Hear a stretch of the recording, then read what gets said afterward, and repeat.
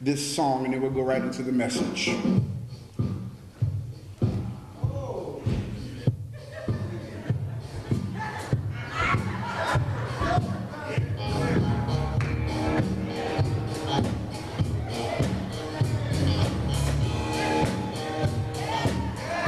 Listen to the words now.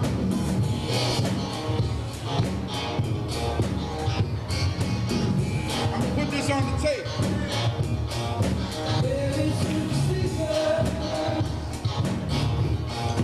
Writings on the wall.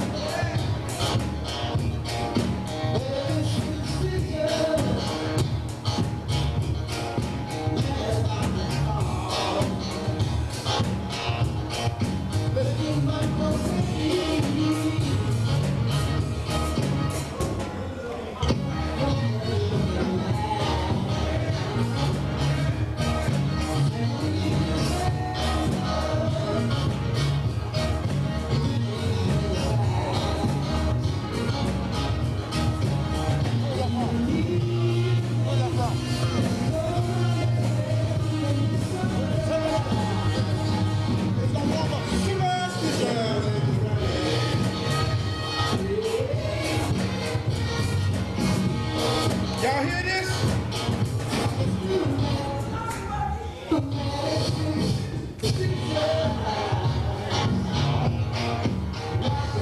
Wash your face and hands.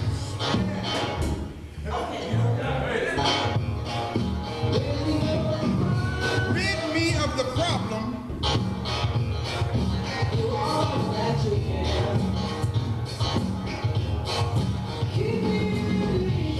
Keep me in a daydream. Keep me going strong. You don't want to save me. Sad is my song. When you believe in things that you don't understand, then you suffer. Superstition ain't the way. Got it? Yeah.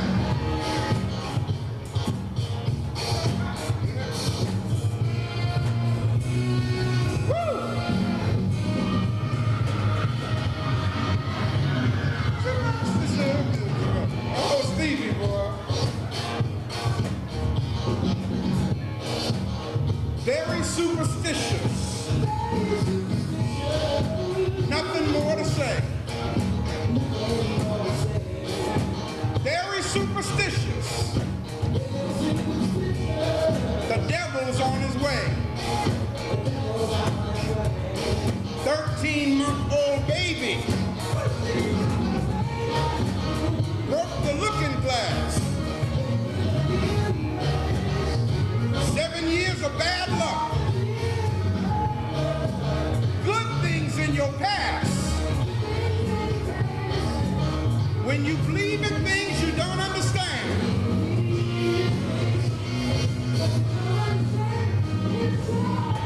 then you suffer superstition. That's what I'm talking about.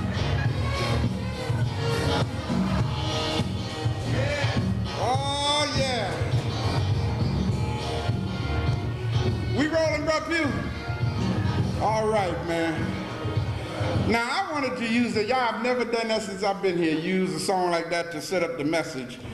But those words are awesome. That brother, he's blind, but he ain't blind.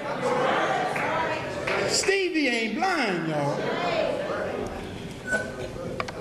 Everybody say this. When you believe in things that you don't understand, then you suffer.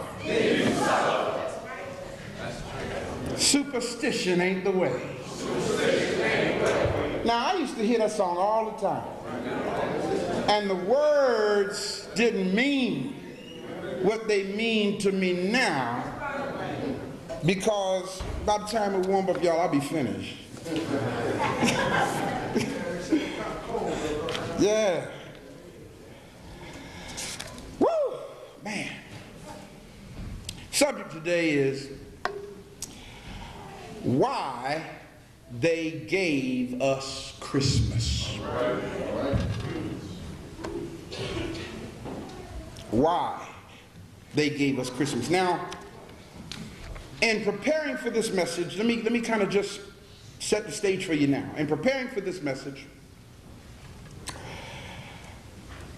I realize that I'm going to be very repetitive, because a lot of the things I want to share with you, I'm doing my best to put it in layman's terms, because from a mental health perspective, I'll be using words like psychological impairment. I'll be using words like psychopathic.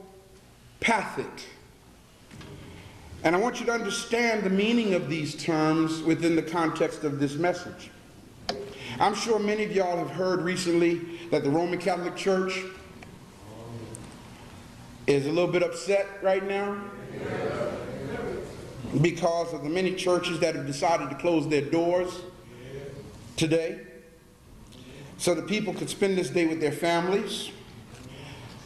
But I'm wondering, why have churches decided to close their doors today? Because this is not the first time that December 25th fell on a Sunday. It has fallen on a Sunday many times before. So why all the fuss?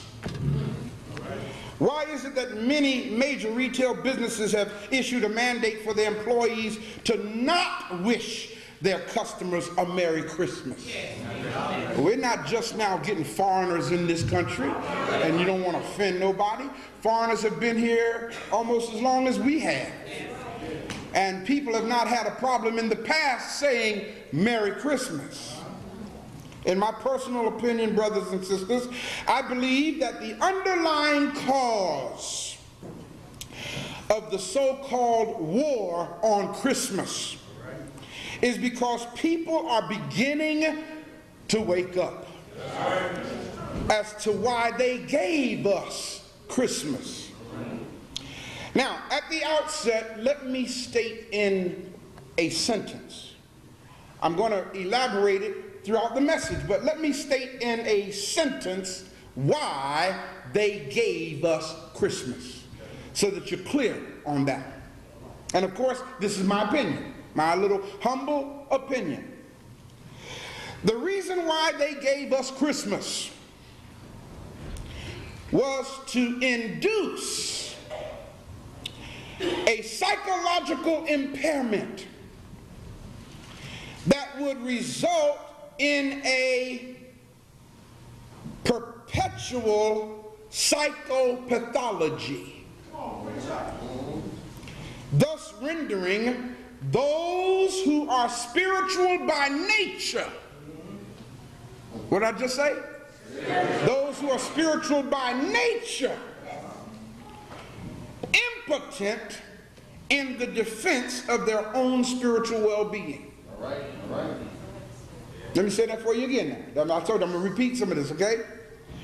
The reason why they gave us Christmas was to induce a psychological impairment that would result in a perpetual, meaning an ongoing, psychopathology, thus rendering those of us who are spiritual by nature, rendering us impotent in the defense of our own spiritual well-being.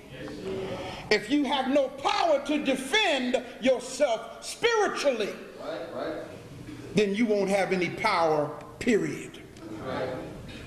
Fortunately, we are living in an era in which people are exercising their God-given right to their freedom to think.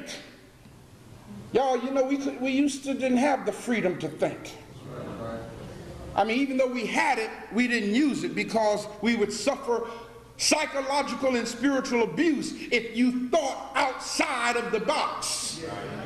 And still, in some churches, you better not think outside of the box. They'll label you a backslider. They'll label you a sinner on your way to hell. As a result of personal literary research, as a result of non-religious based publishing entities, as a result of teachers who are committed to the dissemination of historical facts instead of allegorical and mythological indoctrinations, people are slowly being resurrected and liberated from the comatose or zombified state of spiritual and cultural illiteracy. Now follow this number, Lord. Now look how long we're talking here. For 1,680 years. How many years did I just say? 1,680. Oh, buddy. For 1,680 years, far too many people, especially our people, have been suffering from a psychological impairment called Christmas. Now, let me break this down to you today, okay? That's right. I said a psychological impairment called Christmas. That's right. Now, as a mental health professional, in preparing this message, I had to go from that perspective. And I found out, brothers and sisters, and some of you might not agree with me because you don't want to admit to it, but to believe in Christmas is a form of mental illness.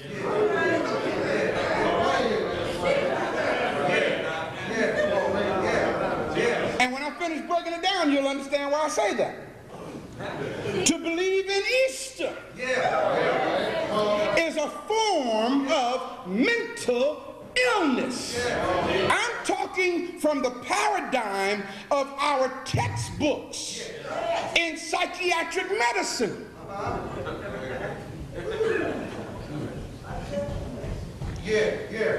In fact, brothers and sisters, to believe in anything or to believe in anyone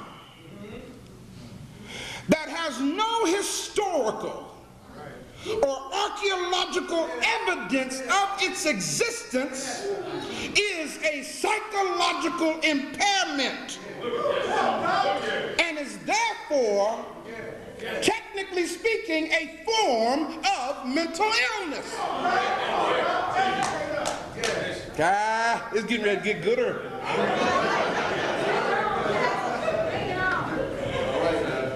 So that y'all might get a clear understanding of this message, I want you to understand, I'm not going to talk to y'all today from the perspective of superstition or religion. I'm speaking to you today from the paradigm of science and psychology.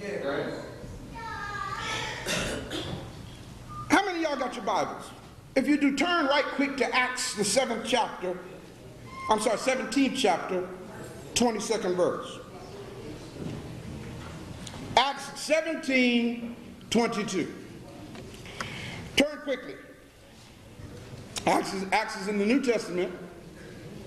Matthew, Mark, Luke, John, the book of Acts comes after John. 17th chapter, verse 22. Would you read it for me, please? Then Paul stood in the midst of Mars Hill. In the midst of Mars Hill. And said, Ye men of Athens. You men of Athens, in other words, you Greeks. I perceive that in all things. You are what? You are too superstitious. You are too, what's that last word? Superstitious. Wait a minute, one more time. What's that last word? Superstitious. You too superstitious.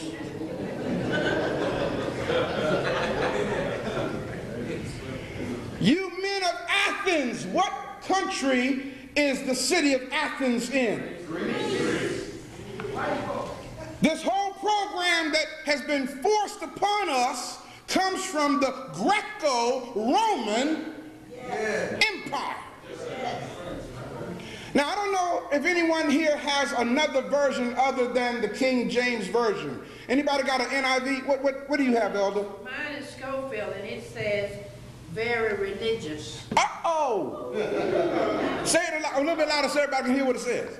Instead of the word superstitious, what word is there? I perceive that in all things ye are very religious. Thank you. Make a note of it in your books. In the biblical text, the word superstition and the word religion are the same thing.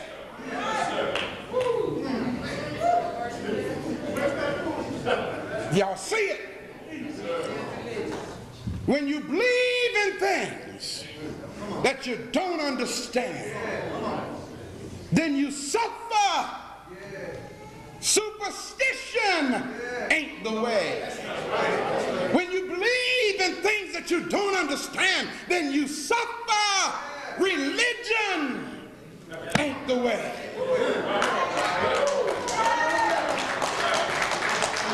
Are y'all grabbing this?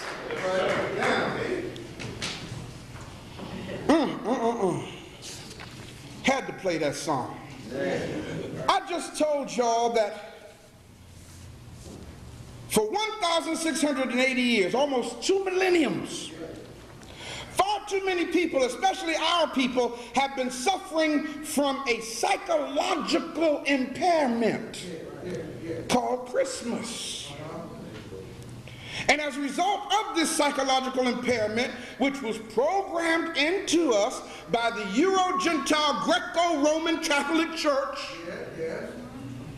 the world now suffers from the most powerful psychopathology ever inflicted upon the human race. What do I mean by the terms psychological impairment? So did you follow me now? What do I mean by the term psychopathology? In application to why they gave us Christmas. Let me define it for you from the medical dictionaries. A psychological impairment is characterized by a pattern of persistently learning that which hinders or damages the spiritual, intellectual, and or emotional development of an individual. Did y'all hear what I said? In other words, I'll read it again. A psychological impairment is characterized by a pattern of persistently learning that which hinders or damages the spiritual, intellectual, and or emotional development of an individual,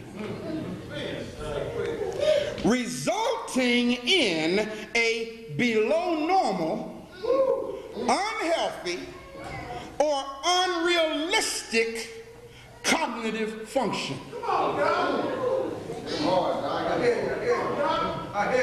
When you persistently learn a lie, you become psychologically impaired. Now, the term psychopathology is the study of the origin, development, and manifestations of behavior patterns and experiences which may be indicative of mental illness or psychological impairment. Psychopathology is when you study a person based on what they believe. That's what cognitive psychology is really all about. For example, the belief in and claims to a red-nosed reindeer may be considered as a psychopathological sign. The belief in or claims of a jolly fat man in a red suit who rides through the night sky in his sleigh being pulled by flying reindeer, landing on rooftops and squeezing himself down a chimney that is 12 inches in diameter without dirtying his suit, and delivering gifts to children who did not pout or cry and were not naughty but nice. The claim to this activity or the belief in such a thing or to even speak such a thing may be considered as psychopathological activity. Professionally speaking, the belief in bunny rabbits that lay different colored eggs may be considered as a psychopathological sign. Y'all ain't got no problem with what I'm saying, do you? I know you don't. Oh, Pastor, we don't believe that stuff anyway. Well, let me go a little deeper for you. The belief in or claims of a little white virgin-born child wrapped in swaddling clothes. Check this out. Whose birth was so awesome that the stars in the sky changed their attitude and summoned kings and wise men from the far east just to come look at him and pay homage to him. And what's really deep about it is these men rode on camelback over a distance of almost 15,000 miles in less than 2 days. To believe such a thing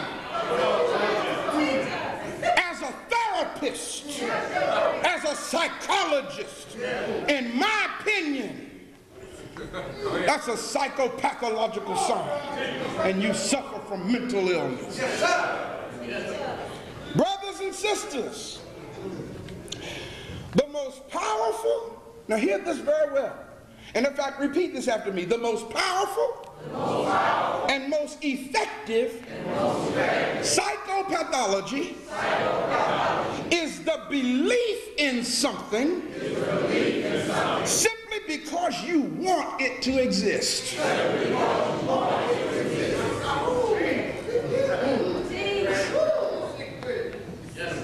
Can I talk to you today? To believe in something that has no historical evidence to it. To believe in something that does not have any archaeological evidence to it. And yet you believe it to the point to where, even though it's not real, it becomes your reality. That's a mental illness. Yes, it is. I know some of you might not have thought about this that way, but that's what it is. To understand why they gave us Christmas, you must understand that they, meaning the pagans, to be more specific, the Euro-Gentile pagans, they psychologically induced the belief in a lie. Check this out now. And then after inducing the belief in a lie, they then glorified and glamorized the lie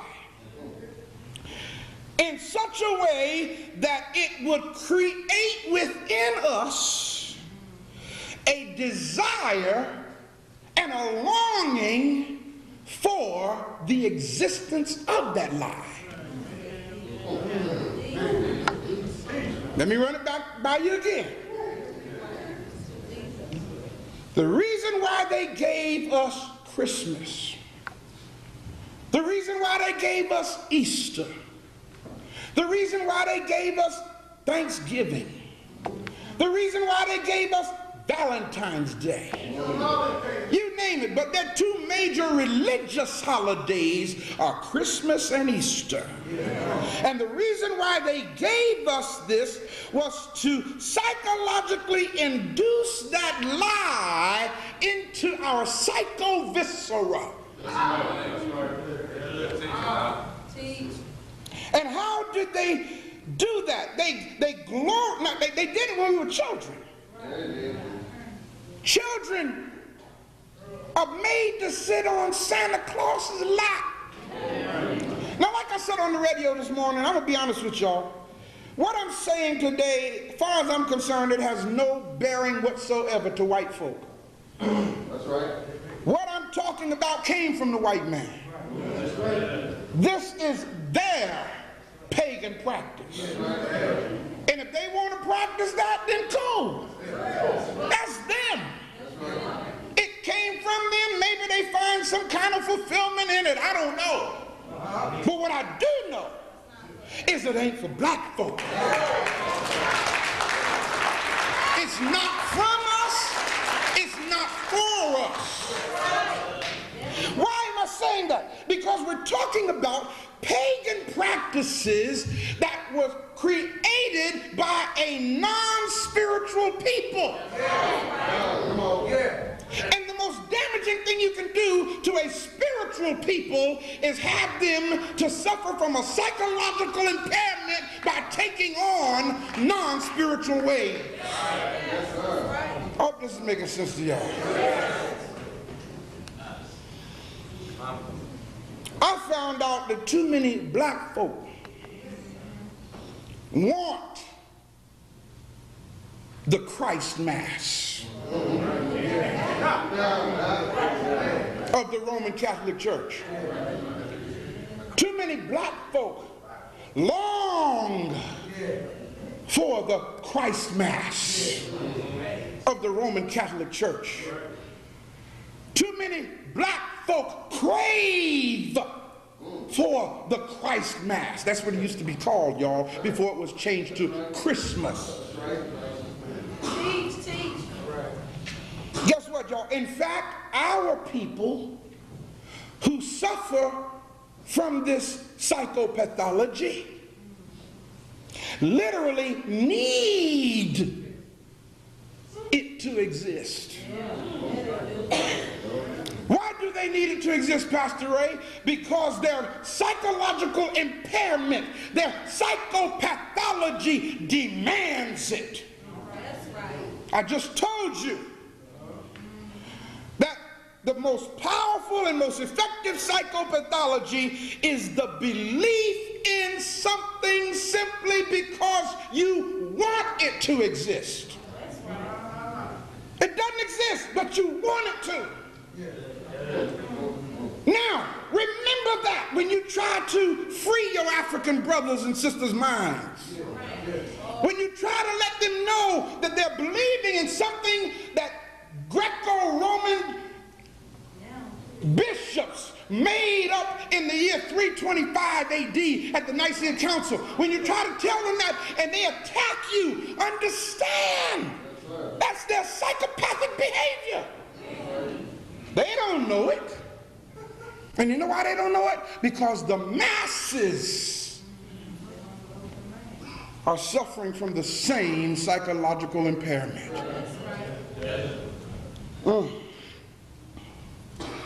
The demand for the existence of the lie. Wow. Man.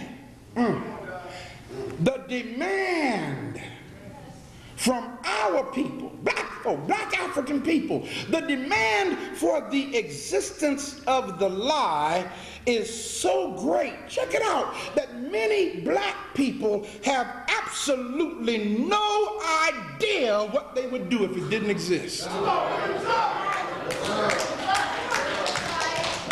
Black folk who are innately spiritual will tell you, I don't know what I'd do without Jesus. Oh, let me go here with you. I don't know what I'd do if it wasn't for Jesus. I was sharing with a brother just the other day, trying to talk with him. Now, as deep as he called me, I didn't go to him. He came to me and asked me about his predicament. And as I began to share with him some stuff that his psychopathology would not allow, he said, brother, I don't care what you say. I started saying, what the hell you call me for then? If you don't care what I say, why waste my time? And he let me know clear up. He said, brother, I don't care what you say. I know that Jesus lives. And I said to him, how do you know it, brother? Really, I mean, come on. You're talking with me on a systematic level. Now talk to me. How do you know this? And guess what he did? He started quoting a song to me. He said, because I serve a risen Savior. He's in the world today. I know that he is living. Whatever men may say. I see his hand of mercy and I hear his voice of cheer, and just the time I need him, he's always near. I had to be patient with him. I had to be patient with him. Then he went on to say, because I'm waiting for the answer to my question. He went on to say, he lives, he lives. Y'all know the words of the song? What does the rest say? Christ Jesus lives today because he walks with me. He talks with me along life's narrow way. He lives, salvation to impart. Then he got to my question. He said, you asked me how I know he lives. Guess what he said? He said, because he lives within my heart. I said, thank you, brother. In other words, what you're telling me is it is the figment of your imagination. You have no scientific evidence. He lives within your heart. And I'm going to leave it right there with you. Because I can't mess with that. If that's what you think, then cool. But that doesn't stand up in the courtroom of my mind.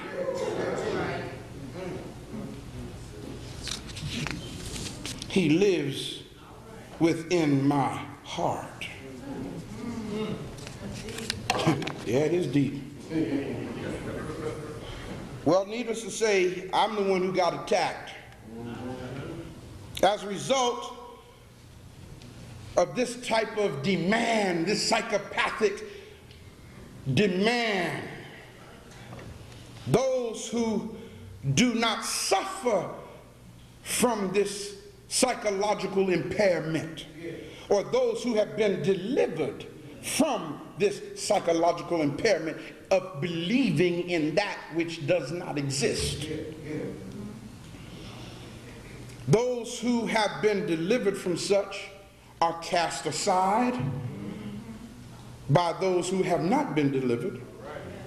Those who have been delivered and do not suffer with this psychological impairment are shunned by those who do suffer with it. Those who do not suffer with this psychological impairment are criticized by those who do suffer with it. And those who do no longer suffer from this psychopathological behavior are often even outright attacked by those who still suffer from such. Yes, a state of war exists.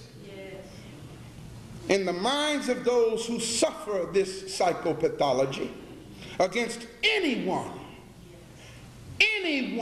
who would try to free their mind from their psychological impairment. One of the biggest problems, one of the most difficult situations that we have to deal with in the realm of mental health is trying to help a person who suffers from mental illness. You know why? Because they don't know that they're mentally ill. They really don't know. They look normal. They got good jobs, good families, riding fine cars, and are suffering a mental illness. I'm going to be totally honest with y'all, especially those of you who listening to me who fit what I'm saying. Y'all need to put in an insurance claim. Shucks, y'all need to take some sick time off work. I mean, any other case, if you're suffering from a mental illness, you can go on disability.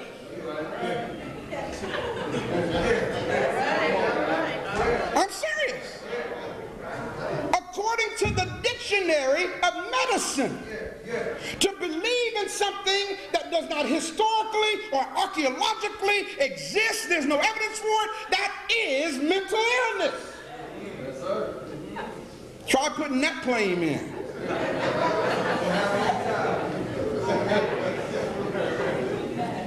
Let's take a glimpse at history now and perhaps see where these solstice traditions come from.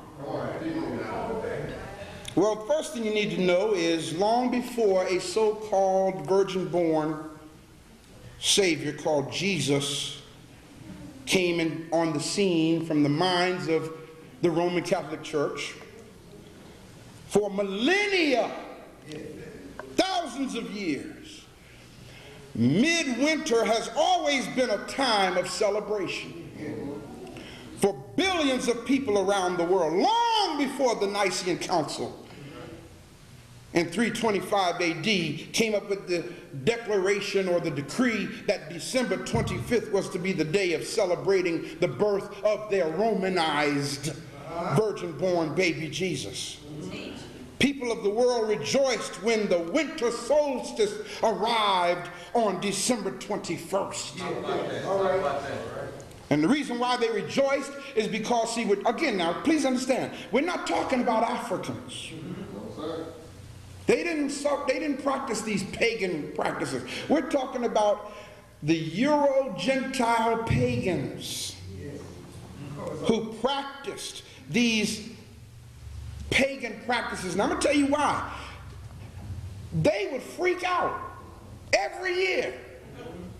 They'd bug out because the sun, see, they didn't understand the Earth's solar orbit. They didn't understand the axial tilt of the earth and the movement of the sun upon it. They didn't grab all. See, you got to remember, y'all, white folk thought that the earth was flat up until 1492. Y'all follow what I'm saying? They thought if they sailed way out there, they'd fall off the edge of the earth. They didn't know it was round. As recent as 1492. You're right. Lord have mercy. So not understanding the orbital path of the earth and the axial tilt of the earth and how the sun would hit it, the closer it got to winter, it looked like the sun was moving farther away. So the days became shorter and shorter and shorter. And the nights became longer. And especially being up north, no sunlight, it got colder and colder and colder. So these European pagan Gentiles, they honestly believed that the sun was leaving them. And on December 21st, it looked like the sun stopped going farther away and stopped.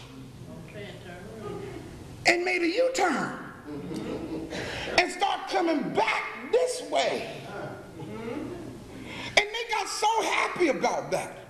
That's called the winter solstice. They got so happy about it that they began to celebrate. It became a time of celebration. Why did it become a time of celebration? Because the Son of God, or God's Son, had become the light of the world.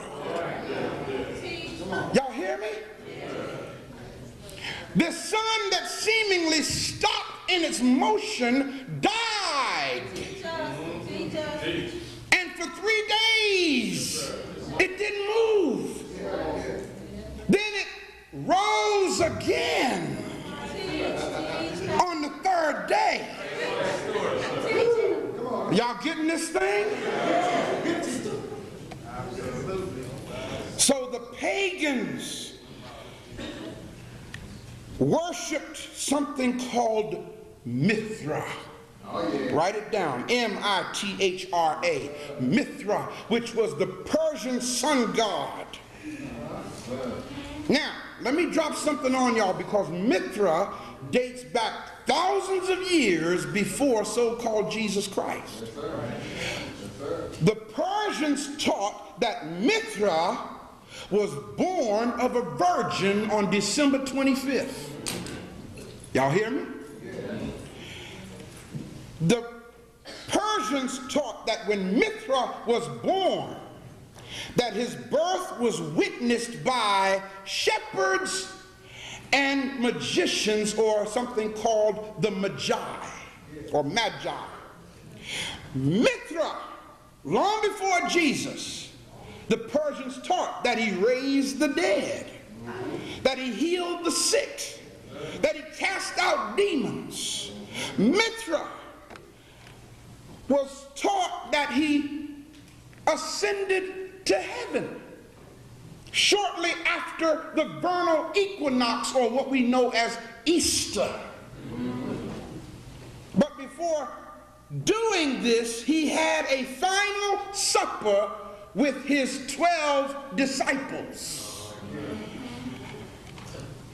Of course, each disciple represents a sign of the zodiac. The winter solstice, why did they give us Christmas? Again, to induce into the psychology of a people who are spiritual by nature a belief system, a pagan practice that would make impotent those of us who are spiritual by nature. So what people are calling Christmas is really nothing more than the pagan practices of worshiping the sun god Mithra that the Roman Catholic Church incorporated or stole or copied from them and called it Christmas. The winter solstice, now check this out, y'all.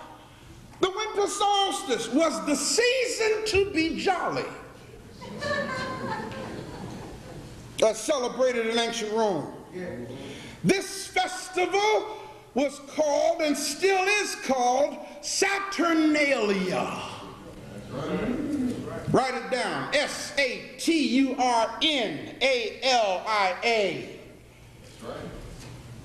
Saturnalia, the celebration of it began on December 17th. This was the time, now check out deep this thing. During the festival of Saturnalia, this was the time when slaves were no longer slaves. They were allowed to play the role of being the master. That's right. Everything in life was easy, and therefore it became a role reversal day, or a role reversal holy day. Now this is really deep, because in the festival of Saturnalia, all classes, whether you were rich or poor, master or slave, guess what, y'all? They exchanged gifts with one another. Y'all hearing me? Not only did they exchange gifts, but it was the time of having family feasts together. Is this sounding familiar? You want to know where our practices come from? You want to know why we exchange gifts on Christmas? It comes from the festival of Saturnalia. Now, I know somebody don't like what I'm saying. Pal, you messing up my Christmas. Good. Good. It's not our day of celebration. Saturnalia was a time of general merriment. It wasn't Merry Christmas. It was Merry Saturnalia. People would participate in games, giving of gifts, abundance of sweet meat. Sweet meat. Like honey cured ham. Or honey glazed ham, however you want to call it. You know. And as typical with ceremonious events, they also did something else that let them know it was the festival of Saturnalia. It was called candle burning. Ride down the street and see the candles in the window. Why do people put candles in their window? They don't know. Have no idea. It's part of the Christmas decoration in the stores. I'm buying these candles, I'm putting them in my window, not even realizing where this comes from. In general, the whole purpose of the festival of Saturnalia was for everybody to have a good time. It was the greatest holiday of the Roman year. So when people say Merry Christmas, like I say, brothers and sisters, they are really perpetuating this pagan celebration. They just don't know that they are. The word Christmas derives, as I told you, from Christus Massis, the Roman Church's standard ritual celebration. Well, do you believe that Christmas is in the Bible? I ain't talking to y'all now, I'm talking to y'all listening to me on television and watching me now. You believe it's in the Bible? Where? You might be surprised to discover that there's absolutely not one mention of Christmas anywhere in the Christian scriptures. There is no call to observe Christmas in the scriptures. There's not one example in the Bible of the observance of Christmas. In fact, let me share with you what the Roman Catholic Church said.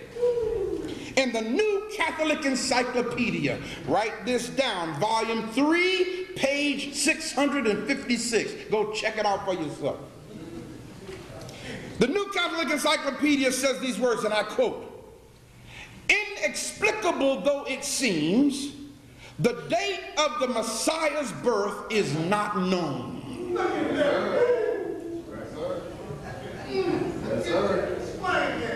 The Gospels indicate neither the day nor the month. End of quote.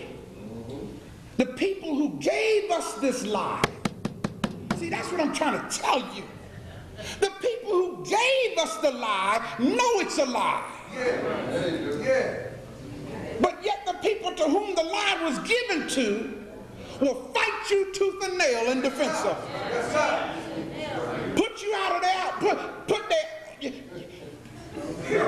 ain't my child no more. Get out. Put you out the house. Leave my home. Leave here. Satan, the Lord rebuke you. The blood of Jesus is against you.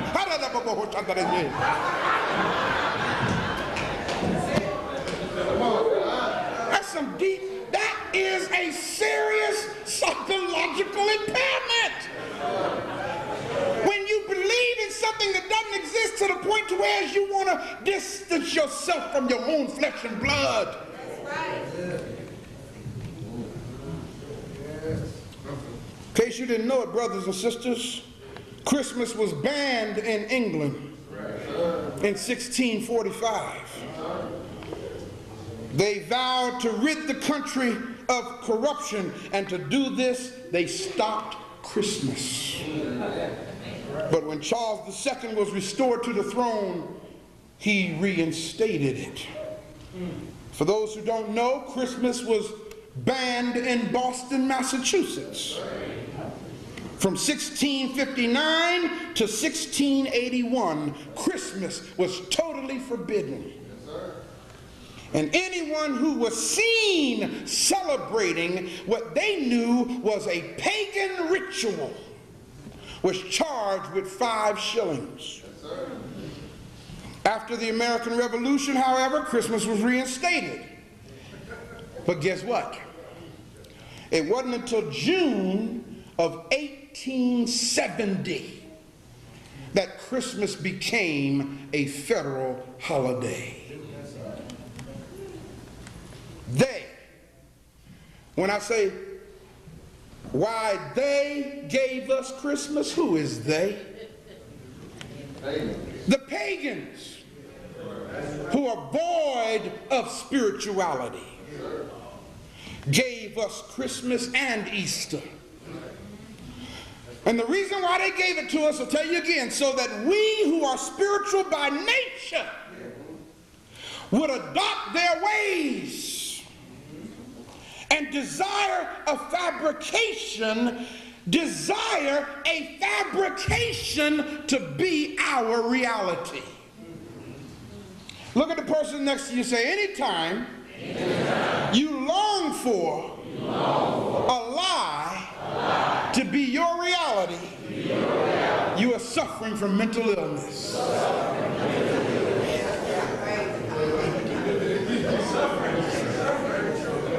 And I'm glad you said that, Shirley. Shirley said, you're crazy.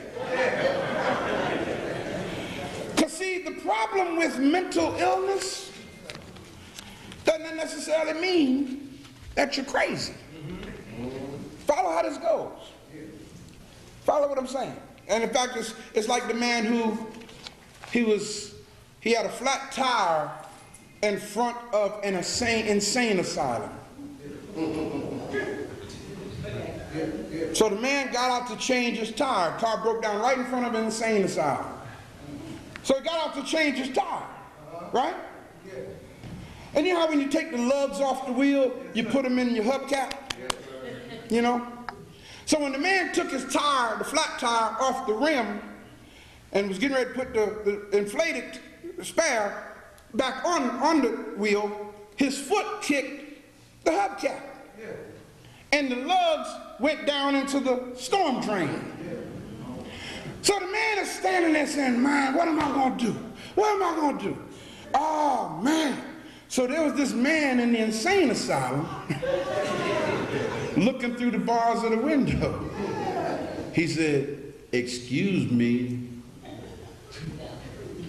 why don't you just take one lug off of the other 3 wheels and use it to hold the tire till you can get to a gas station? And so the man with the flat tire looked at him and said, it's an insane asylum. Why not think of that? How'd you think of that? Ain't you crazy? So the man looked at him and said, just because I'm crazy don't mean I'm stupid.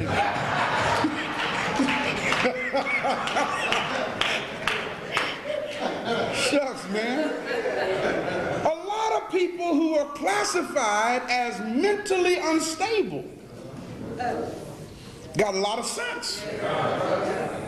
A lot of people who are suffering from this psychological impairment are wearing robes. Standing in the position I'm standing in now as a teacher, perpetuating this psychological impairment on the masses. They don't believe it themselves. Brothers and sisters, as I close, I plead with you, and I plead with you today with a certain sense of excitement because I'm beginning to see more and more the resurrecting of minds that have suffered from psychological impairment. I see people being healed because they're beginning to use their African minds and experiencing freedom, or they're freeing the dome. Yeah. So my closing plea to you is, let us forsake these anti-spiritual practices. Let us forsake these anti-African practices. Let us forsake these unholy pagan practices. Please, let us forsake these Euro-Gentile practices and redeem our African selves. Please, let's do that. In the name of God, in the name of our ancestors, and for the sake of our children. Parents, don't let the children dictate to you what you should be doing. Well, Mommy, can I have a tree? Everybody else got one. Mommy, can we do this? Can I get a Halloween costume? Can I go Easter egg hunting? See, y'all, we live in a different society now. I'm hearing too many parents ask the children, what do you want to do? I didn't know nothing about that when I was growing up. I don't ever remember Eileen Gilmore asking me, what do you want to do? She never asked me no stuff like that. Even after I became well in my teens, she didn't ask me no stuff like that.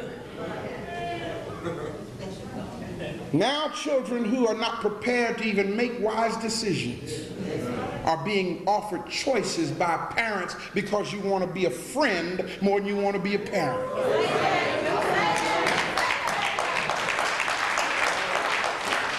God didn't call you to be a friend to your child.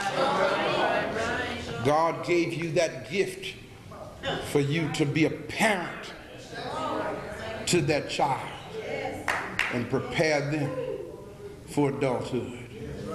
Ashe.